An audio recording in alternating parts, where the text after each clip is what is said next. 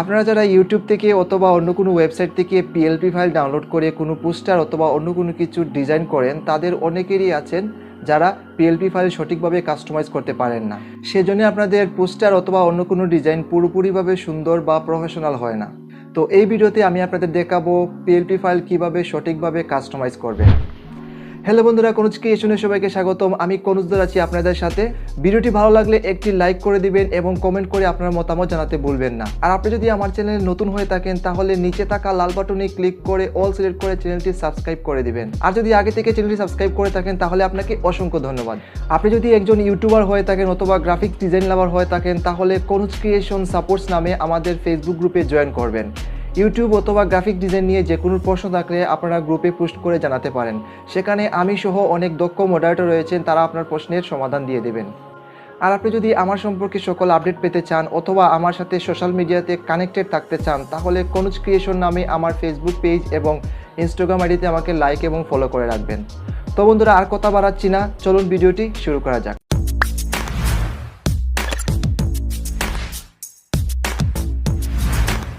তো PLP file open করার পর আপনাদের সামনে ঠিক এইভাবে আসে। আপনাদের যা যা পরিবর্তন করতে হয় বা আপনারা এখান থেকে যা যা পরিবর্তন করবেন সেগুলো প্রথমে এখান থেকে লেয়ার আইকনে ক্লিক করে এখান থেকে আনলক করে নেবেন। যেমন আমার এই ছবিটি পরিবর্তন করতে হবে, তাই এখান থেকে আমি আনলক করে দেব। তারপর যেহেতু এই ছবিগুলো আমার কোনো পরিবর্তন করতে হবে না, তাই এখান থেকে আমি লক করে রাখবো। লক করে রাখলে আমার পিএলপি ফাইলটি ইউজ করতে খুবই সুবিধা হবে, কোনো রকম আমাকে সমস্যায় পড়তে হবে না। তারপর এই ফ্রেমে ওয়ালেটটি আমার পরিবর্তন করতে হবে না, তাই এখান থেকে আমি লক করে রাখবো। তাহলে আমি যদি এখান থেকে এই নাম চেঞ্জ করি অথবা করতে চাই তাহলে কোনোভাবেই আমার এটাতে টাচ পড়বে না। টাচ পড়লে যাতে অসুবিধা না হয়, তাই এখান থেকে আমি লক করে রাখবো। তো লক করা হয়ে গেলে এখান থেকে আমি প্রথমে আমার ছবি পরিবর্তন করে নেব। তাই ছবি সিলেক্ট করে এখানে হেক্সাগন আইকনে ক্লিক করব। তারপর রিসিলেক্টে ক্লিক করে গ্যালারি থেকে আমার ছবি সিলেক্ট করে এখানে আমি ছবি নিয়ে আসব। তারপর এখান থেকে আমি এটাকে কাস্টমাইজ করে নেব, একটু ছোটো বড়ো করে নেব। তারপর ঠিকভাবে এখানে বসিয়ে দেবো। তো আপনারা চাইলে এখান থেকেও ছোটো বড়ো করতে পারবেন। রিলেটিভ সাইজে ক্লিক করে আপনারা এখান থেকে ছোটো বড়ো করে নিতে পারবেন। এখানে মাইনাসে ক্লিক করে ছোটো হবে, প্লাসে ক্লিক করলে বড় হবে।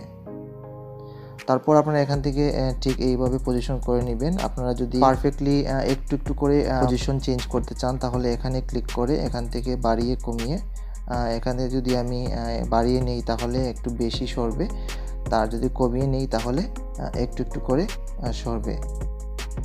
তো আপনারা ঠিক এইভাবে বাড়িয়ে কমিয়ে এখান থেকে ছবির পজিশন ঠিক করে নিতে পারবেন। তারপর আপনি যদি এখান থেকে নাম পরিবর্তন করতে চান তাহলে এখানে নামে সিলেক্ট করবেন। নাম সিলেক্ট করার পর এখানে এই আইকনে ক্লিক করবেন, তারপর এডিটে ক্লিক করবেন। তারপর এখান থেকে আগের লেখা আপনারা এখান থেকে কেটে দিবেন, সিম্পলি কেটে দিবেন। তারপর এখান থেকে আপনারা আপনাদের নাম টাইপ করে নেবেন।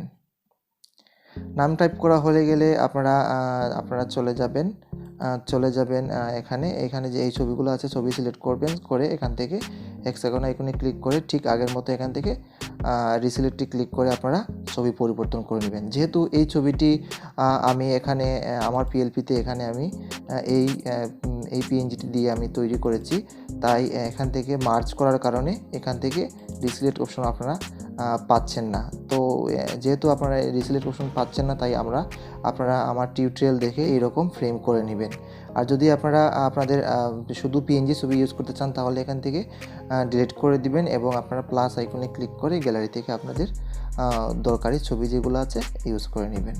আর যদি বন্ধুরা এই পোস্টার ডিজাইনটি আপনারা ব্যক্তিগত পোস্টার হিসেবে ইউজ করতে চান তাহলে আপনাদের প্রথমে এখান থেকে সব রাজনৈতিক ফটোগুলো বা ইমেজগুলো এখান থেকে ডিলিট করে নিতে হবে। তারপর এই রাজনৈতিক লেখাগুলো এখান থেকে ডিলিট করে নেবেন।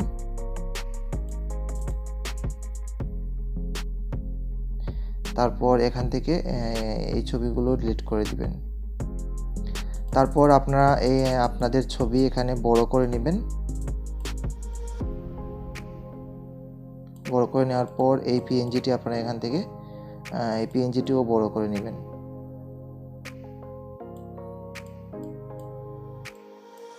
তারপর এই পিএনজিটাও বড় করে নেবেন।